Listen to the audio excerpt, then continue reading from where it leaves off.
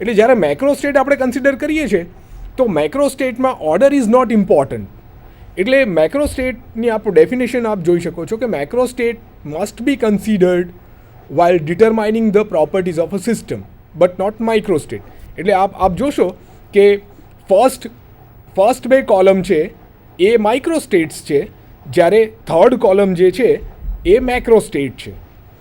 એટલે જ્યારે કોઈ પણ સિસ્ટમની પ્રોપર્ટીઝ આપણે સ્ટડી કરવાની હોય ત્યારે આપણે મેક્રો સ્ટેટ કન્સિડર કરતા હોય છે, નહીં કે micro state. Okay, so now a given macro state May consist of number of macro state. આપણે જોયું કે એક માઇક્રો સ્ટેટ છે, એના અંદર ઘણા બધા મેક્રો સ્ટેટ છે, એના અંદર ઘણા બધા માઇક્રો સ્ટેટ્સ હોઈ શકે. અને probability of a macro state is proportional to thermodynamic probability. એટલે આપણે અહીંયા શું કરી રહ્યા છે કે મેક્રો સ્ટેટની પ્રોબેબિલિટી જે છે એને થર્મોડાયનેમિક પ્રોબેબિલિટી સાથે એને સંકળાવી રહ્યા છે. અને થર્મોડાયનેમિક પ્રોબેબિલિટીનો સિમ્બોલ અહીંયા આપણે W યુઝ કર્યો છે. એટલે અહીંયા આપણે શું કરી રહ્યા છે કે અહીંયા આપણે સ્ટેટિસ્ટિક્સમાંથી સ્ટેટિસ્ટિકલ ફિઝિક્સમાં અહીંયા આપણે જઈ રહ્યા છે. By this considering this statement, the probability of macro state is proportional to thermodynamic probability of the system. Now, all the microstates of a system have equal probability of occurrence. આપણે જોયું કે કોઈ પણ મેક્રો સ્ટેટ જે છે એ થવાની શક્યતા દરેકની સરખી હોય છે. એટલે આપણે જે પેલા ટેબલમાં જોયું કે there are 16 માઇક્રો સ્ટેટ્સ અને દરેક માઇક્રો સ્ટેટની થવાની શક્યતા છે સરખી. એટલે કોઈ પણ એક માઇક્રો સ્ટેટની પ્રોબેબિલિટી એટલે થવાની પ્રોબેબિલિટી થઈ 1/16. એ જ પ્રમાણે આપણે કોઈ એટલે આ જે ઇક્વેશન્સ આપણે જોઈ શકો છો, second probability of a micro state is equal to 1 divided by total number of micro state. ત્યાર પછી હવે મેક્રો સ્ટેટની પ્રોબેબિલિટી આપ કેવી રીતે ફાઇન્ડ આઉટ કરી શકો? તો મેક્રો સ્ટેટની પ્રોબેબિલિટી એ આપ જોઈ શકો છો અહીંયા ઇક્વેશન્સ જે આપ્યું છે, that the probability of macro state is number of micro state in that macro state into probability of 1 micro state. અને આપણે એટલે લખી શકાય કે number of micro state in that macro state divided by total number of micro states. ત્યાર પછી આપ જોઈ શકો છો કે આપણે W જે થર્મોડાયનેમિક પ્રોબેબિલિટી છે, the value of W depends on whether or not the particles of the system are distinguishable or any other constraint on the system. એટલે આ જે W જે છે એ Wની કિંમત એ શાના પર ડિપેન્ડ કરે છે કે આ જે પાર્ટિકલ્સ આપણે લઈ રહ્યા છે એ ડિસ્ટિંગ્વિશેબલ છે કે નહીં. એને આપણે જોશું જ્યારે છેલ્લો ટોપિક જે છે એમાં આપણે જોશું કે કઈ રીતે આઈ મીન જે W જે છે એ કેવી રીતે પાર્ટિકલ્સના ઉપર આધાર રાખે છે. ધારો કે આપણે પાર્ટિકલ્સ બે રીતના આપણે લઈ શકીએ કે જેને આપણે જુદા તારવી શકીએ, એટલે કે ડિસ્ટિંગ્વિશેબલ, અને અમુક પાર્ટિકલ જે છે એ ઇનડિસ્ટિંગ્વિશેબલ આપણે લેતા હોય છે. જ્યારે આપણે ક્લાસિકલ ફિઝિક્સની વાત કરીએ તો આપણે બે પાર્ટિકલને અલગ અલગ આપણે તારવી શકીએ, તો ત્યારે Wની વેલ્યુ અલગ આવશે. અને જ્યારે ક્વોન્ટમ સ્ટેટિસ્ટિક્સની વાત કરીએ ત્યારે પાર્ટિકલ આપણે લેતા હોય છે ઇનડિસ્ટિંગ્વિશેબલ, તો એ સમયે Wની જે આપણે કિંમત આવશે એ અલગ હશે. ત્યાર પછી હવે આપણે જોઈએ કે all the micro states of a given system are equally probable. એટલે માઇક્રો સ્ટેટની આપણે જ્યારે વાત કરીએ ત્યારે દરેક માઇક્રો સ્ટેટની થવાની શક્યતા એ સરખી હોય છે. એટલા માટે એ probability of a system to be in a particular macro state is proportional to thermodynamic probability W. અને આપણે જ્યારે ડાયનેમિક સિસ્ટમની વાત કરતા હોય, ડાયનેમિક સિસ્ટમ એટલે એ સિસ્ટમ જે ટાઈમના સાથે બદલાતી હોય. એટલે ડાયનેમિક સિસ્ટમમાં the fraction of time spent in a given micro state is proportional two probability of that macro state. એટલે આ જે ડેફિનેશન્સ છે એ એવી સિસ્ટમ્સ માટે છે કે જે સમયના સાથે બદલાતી હોય છે, એટલે કે ડાયનેમિક સિસ્ટમ્સની વાત અહીંયા આપણે કરી રહ્યા છે. ત્યાર પછી આપણે ધારો કે શરૂઆતમાં આપણે જે ટેબલ જોયું એમાં આપણે 2 કમ્પાર્ટમેન્ટ આપણે લીધા હતા અને 2 કમ્પાર્ટમેન્ટના અંદર પાર્ટિકલ આપણે ડિસ્ટ્રીબ્યુટ કર્યા હતા. હવે ધારો કે ઇન્સ્ટેડ ઓફ 2 કમ્પાર્ટમેન્ટ્સ સપોઝ આપણા પાસે K કમ્પાર્ટમેન્ટ્સ હોય, તો એમાં આપણે W મેક્રોસ્ટેટ માટે કેવી રીતે આપણે લખી શકીએ?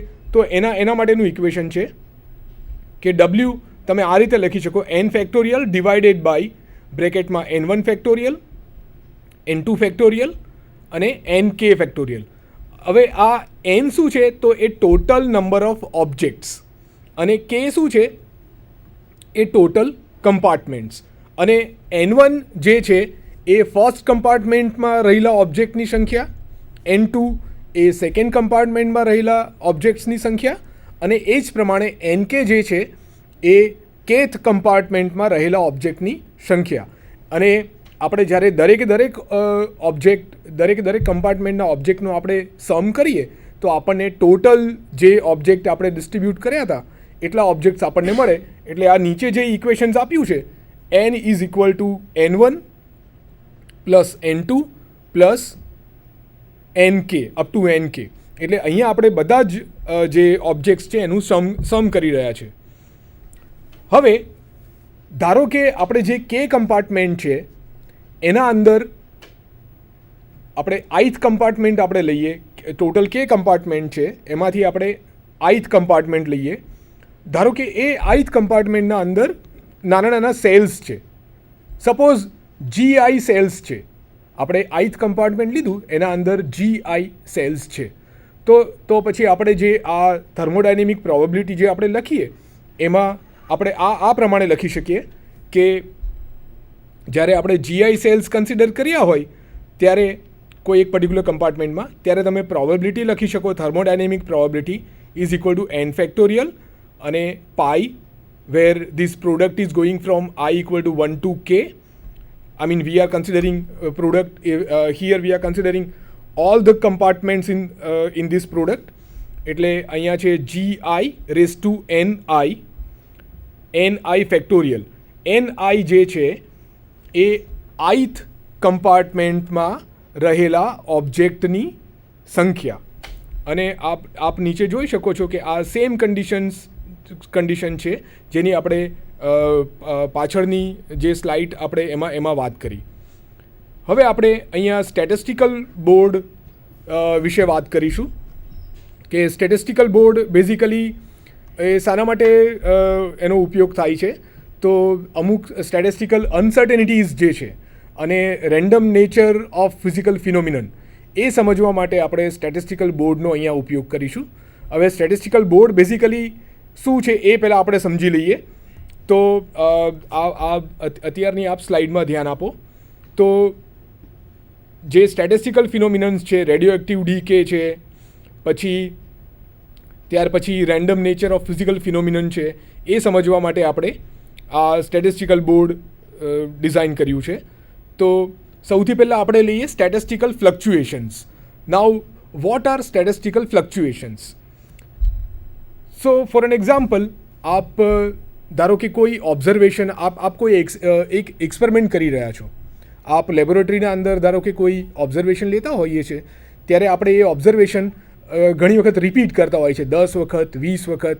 ખાસ કરીને જ્યારે આપણે પિરિયોડિક ટાઈમને એવું મેઝર કરતા હોય કોઈ પેન્ડ્યુલમ કે કશા એમાં, તો આપણે બેઝિકલી એ એક્સપેરિમેન્ટ ઓર એ ઓબ્ઝર્વેશન આપણે ઘણી વખત રિપીટ કરતા હોઈએ છીએ. તો એ શા માટે આપણે રિપીટ કરીએ છીએ? Just to reduce the statistical just to find out statistical ફ્લક્ચ્યુએશન્સ.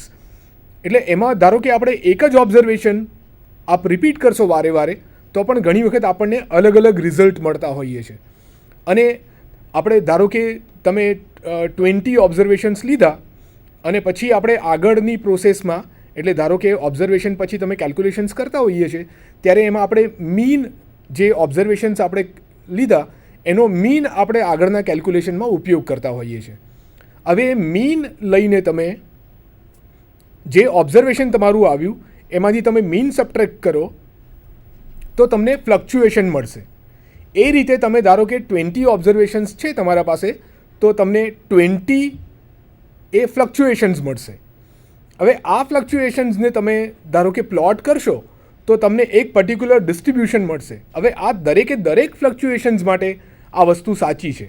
તમે કોઈ પણ ફ્લક્ચ્યુએશન લો તો એનું આ રીતે તમે પ્લોટ કરો તો તમને એક પર્ટિક્યુલર ડિસ્ટ્રીબ્યુશન મળે છે. અને મોટે ભાગે આ બધા એમાં એક ગોસિયન ડિસ્ટ્રીબ્યુશન મળે છે. અને એ આપણે સ્ટેટિસ્ટિકલ બોર્ડ દ્વારા આપણે જોશું કે એ આપણે ડેમોન્સ્ટ્રેટ કરીશું કે જે અનસર્ટેનિટી જે છે એ બેઝિકલી સ્ટેટિસ્ટિકલ ફ્લક્ચ્યુએશન્સ છે એનું નેચર જે છે એ ગોસિયન છે. તો એના માટે આપણે અહીંયા શું કરવાનું છે, તો આપણે સ્ટેટિસ્ટિકલ બોર્ડ આપણે લઈએ. તો હું સૌથી પહેલાં આપને સ્ટેટિસ્ટિકલ બોર્ડ બતાવી દઉં કે સ્ટેટિસ્ટિકલ બોર્ડ કઈ રીતનું છે. તો એના માટે આપ જોઈ શકો છો કે આપ કમ્પ્યુટરમાં આપ જોઈ શકો છો અહીંયા આગળ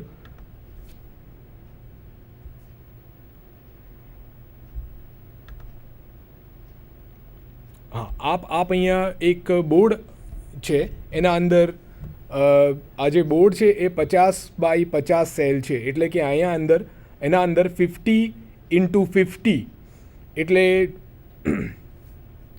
2500 સેલ્સ છે.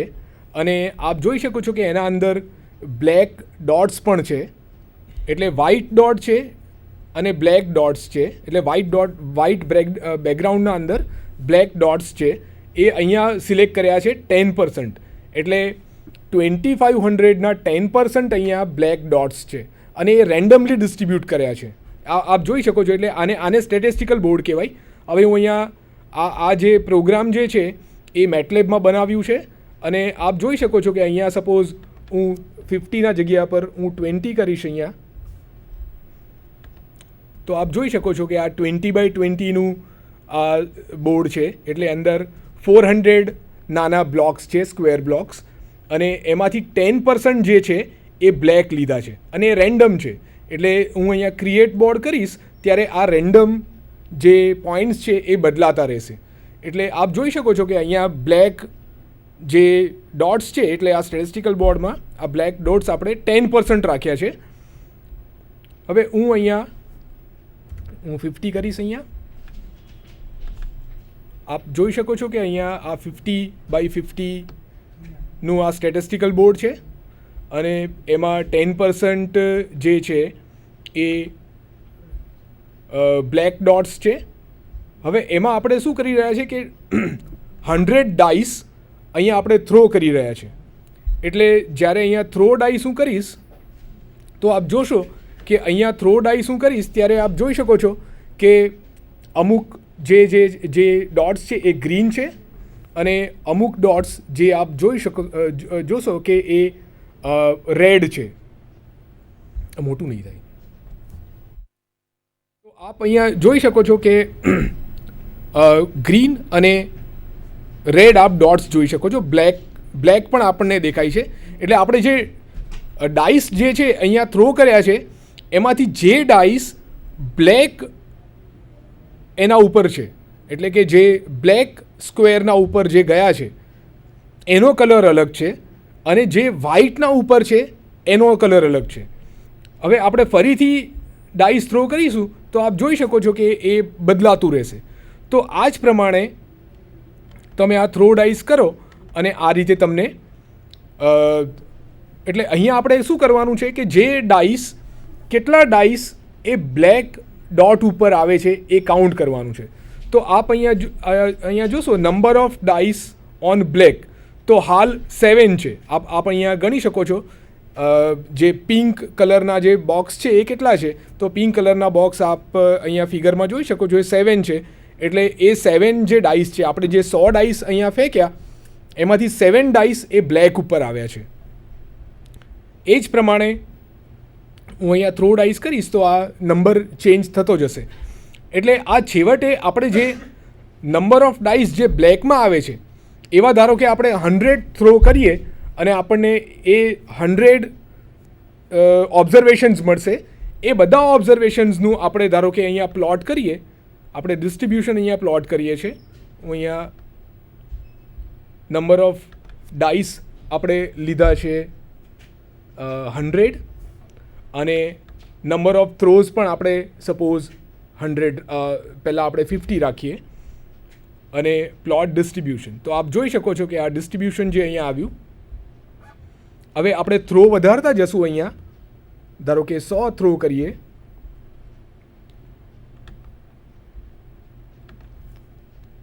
તો આપ જોશો હવે હું 200 થ્રો કરીશ તો હવે વધારે આપ જોઈ શકો છો કે ડિસ્ટ્રીબ્યુશન થોડું વધારે ને વધારે એ સેન્ટર્ડમાં આવતું જાય છે. હવે હું 500 કરીશ અહીંયા. તો આ એક અને અહીંયા આપણે ગોસિયન ફિટ કરીશું તો આપ જોઈ શકો છો કે આ જે ડિસ્ટ્રીબ્યુશન જે આવ્યું અહીંયા આપણે શું કર્યું છે એ હિસ્ટોગ્રામ પ્લોટ કર્યો છે અને હિસ્ટોગ્રામને પછી આપણે આ ફીટ કર્યું છે. તો આપ જોઈ શકો છો કે આ હિસ્ટોગ્રામને આ ગોસિયન ફીટ ઘણું સારું એવું ફીટ થઈ રહ્યું છે. એટલે આ જે અહીંયા જે ઓબ્ઝર્વેશન્સ જે હતા આપણા પાસે બ્લેક બોક્સમાં જે બ્લેક સ્ક્વેરમાં જે ડાઇસ જતા હતા એનો આપણે હિસ્ટોગ્રામ અહીંયા પ્લોટ કર્યો છે અને આપ જોઈ શકો છો કે એ ગોસિયન આવે છે.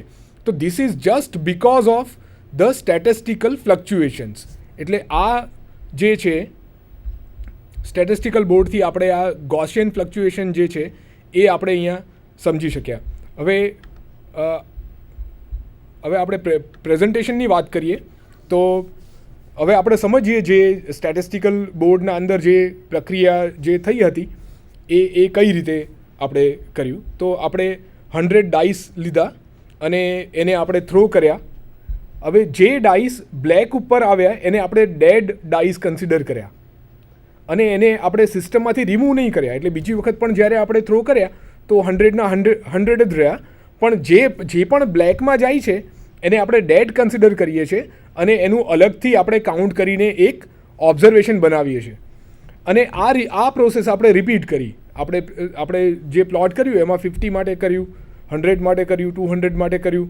તો એ જ પ્રમાણે ધારો કે તમે ઘણા બધા ઓબ્ઝર્વેશન્સ એવા લો અને ત્યાર પછી તમે એનો હિસ્ટોગ્રામ પ્લોટ કરો અને હિસ્ટોગ્રામ આપ પ્લોટ કરશો તો તમને એ હિસ્ટોગ્રામ જે બતાવશે એ બેઝિકલી એ ફ્લક્ચ્યુએશન્સ બતાવશે.